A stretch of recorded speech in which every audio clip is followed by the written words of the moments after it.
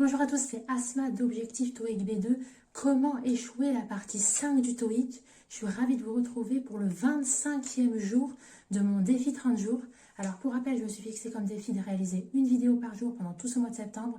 Dans chacune de ces vidéos, je vous donne un conseil concret pour mieux réviser le TOEIC et ainsi obtenir le meilleur score possible au final. Alors aujourd'hui, évidemment, je ne vais pas vous donner un conseil pour échouer la partie 5, mais plutôt 3 pièges à éviter, 3 erreurs communes pour justement réussir au mieux la partie 5 du TOEIC. Alors comment elle se présente cette partie 5? Vous avez un total de 30 phrases à trous.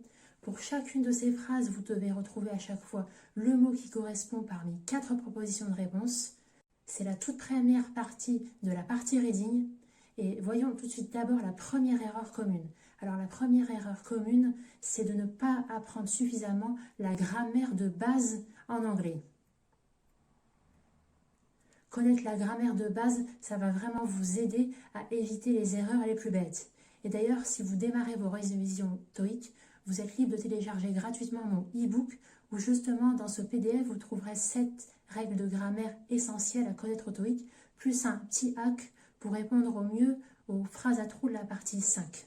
Donc vraiment, on est en plein dedans, ça peut vraiment vous être utile.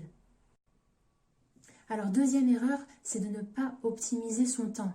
Il faut vraiment consacrer que maximum 15 à 20 secondes pour répondre à chaque question, chaque phrase à trous, pas plus de 15 secondes. Ça va vous faire à peu près 7 à 8 minutes pour toute la partie. C'est vraiment très important de respecter ce temps et également de respecter le temps en partie pour la partie 6 pour vous permettre de dégager le maximum de temps pour la partie 7, la dernière partie du TOEIC, la partie la plus compliquée. Donc vraiment en termes de temps, c'est vraiment un piège à éviter. Il faut vraiment gérer son temps de façon optimale. Enfin, troisième erreur, c'est ne pas faire suffisamment de TOEIC blanc. Donc ça, c'est vraiment une erreur commune à toutes les parties du TOEIC. Et réaliser des TOEIC blancs dans les conditions réelles de l'examen. C'est-à-dire pour faire une partie 5, il ne faut pas prendre 2 heures, mais il faut vraiment prendre grand maximum pour faire la partie 5 dans son intégralité.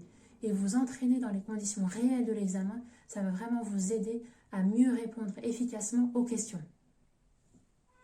Maintenant, c'est à vous de me dire en commentaire si vous aussi, vous avez des difficultés pour la partie 5 du TOEIC et j'y répondrai avec un conseil concret à mettre en application pour surmonter cet obstacle. Donc, je vous retrouve demain justement pour éviter les erreurs, les 3 pièges dans la partie 6 du TOEIC. Je vous remercie d'avoir regardé ce défi et de continuer à le regarder. On garde le cap, on continue. Je vous souhaite très bon courage dans vos révisions TOEIC et à demain. Au revoir.